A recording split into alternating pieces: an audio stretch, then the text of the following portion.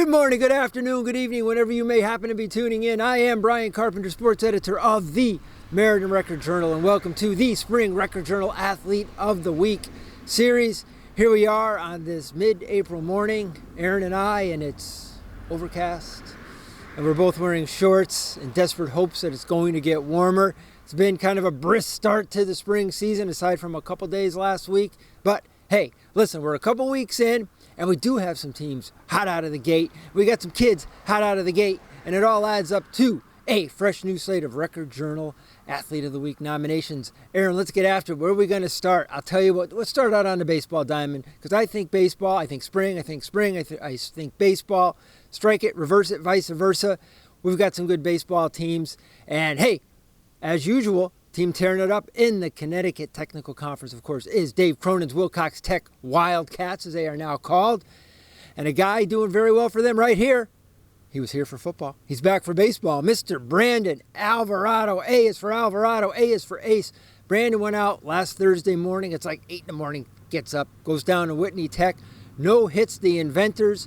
3 walks, 15 strikeouts. Brandon Alvarado with the first no-hitter of the spring, boy or girl, baseball or softball. And for that reason, Brandon Alvarado, you are boys nominee number 1 here in the spring 2022 season. Our second and third nominees also from baseball. We had a heck of a game Monday at Sheehan. Aaron and I were just talking about it. Lyman Hall, Sheehan. Lyman Hall doesn't want to hear the recap, but we're going to give it to you. Sorry to break your hearts again. Lyman Hall up 7-1 at Neubauer Field going into the bottom of the 7th. Sheehan rallies with 7 runs to walk off 8-7. And the guy in the middle of it, of course, right here, the shortstop, Mr. Christopher Barkley. Heck of a player for the Titans. 3-run triple, tied up the game. And then he scored on Josh Mikulski's sacrifice fly. And as a prologue to all this, against Cromwell, like the week before, same thing. It wasn't as big a deficit. The Titans are down 3-zip over at Cromwell, and they get 4 runs in the 7th and wind up winning 4-3. Barkley triples in 2 runs in that game. So Barkley's all about the triple, man. And the Titans off to a good start. Chris Barkley, definitely a kid to watch. Congratulations, young man. You are boys nominee number 2 here in week 1. Our third and final nominee also played in that game. And I'll tell you, I hemmed and hawed about this because there were a couple other great nominees who I had in mind. But I said, you know what, I have to go with this guy. Even though we just had him in the winter season with basketball, there's no way I'm not going to go with this kid. Because really, just the game he had against Sheehan was really quite remarkable. And I had to acknowledge it. He is, of course, from Lyman Hall, Mr. Justin Hackett. He was here for basketball, but baseball is his game. He's going to play at Bryant University. And, just that day alone at Sheehan kind of shows why. He hits a 2-run bomb to help Lyman Hall build that 7-run lead. He steals 5 bases. 5. It's like Ricky being Ricky, Justin being Justin. 5 stolen bases, including 1 of home.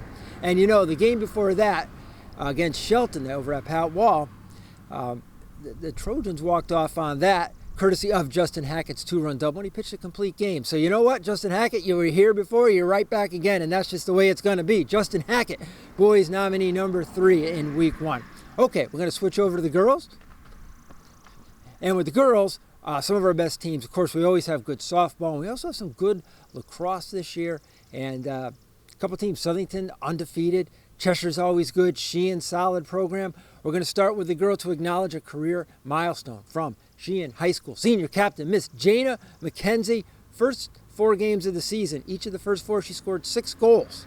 And that gives her, of course, 24 on the season. She had about 5 more against Lyman Hall the other night. And along the way, Jayna has hit the 100 career goal milestone. Let's strike that and reverse it. 100 goal career milestone. Hey, the Titans have a good thing going over there with Carissa Zibikowski at the helm since day 1.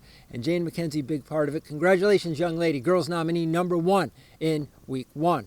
Second nominee, also a lacrosse player from our flagship program over at Cheshire. She is Miss Ava Harris, only a junior, but this girl can light it up. What a playmaker. Assists, goals. She had 2 5-goal games in a row. And then she had 2 7-point games in a row. And then just last night against Guilford, the Rams lost. Good game, though. It was a 1-goal game. Rams lost. And Ava with an 8-point game. She is the area's leading goal scorer, point getter, you name it, Aaron. If I do the math in my head right now, which is a very dangerous thing to do at 9 o'clock in the morning, but I'm going to try. I do believe now she is up to 30 goals and approximately 14 assists. Does that sound right? Yes, 44. She has 44 points on the young season. Ava Harris, you are girls nominee number 2 in week 1. Our third and final nominee, we had mentioned with girls sports, softball is always a big ticket sport for us. We seem to always have somebody playing on Championship Saturday. Well, here on this April Wednesday, we are going to tip our cap to one of our better pitchers from Platt High School. Yes, of course, Miss Emily Hart. Emily, see Emily play. You must see Emily play because she and the Panthers, they get after it. Coach Jen Duell's team, they're playing Enfield today, Aaron. We're going to be covering that game, one of many we're doing today. And the thing with Emily was she missed the first week of the season. She was injured. So the Panthers did okay with her. Very young team. They went 1-1. But once Emily came back, boom, boom, boom, out go the lights. First game against Middletown, 3-hitter with 15 strikeouts. Pitched against New Britain, 1-hitter with 14 strikeouts. And then against, who was it in the last team they played? I have to rack my little brain to come up with it. It was a good game because they shut out Connor 3-zip. Yes, a 3-hit shutout for Emily Hart with 14 strikeouts. Emily doesn't mess around in the circle. Of course, you have that great photo of her. You know, the one she's kind of got her little eyeing up the strike zone. Fantastic photo of a fantastic pitcher. And also, Emily's a great hitter. You know, she's batting 8 for 18 on the season. Gets it done at the plate.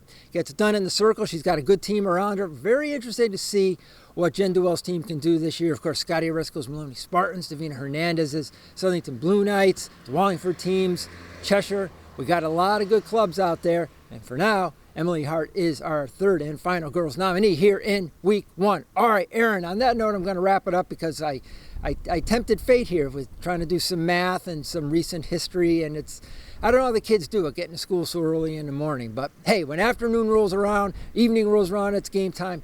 We'll be there covering you. Looking forward to a spring season.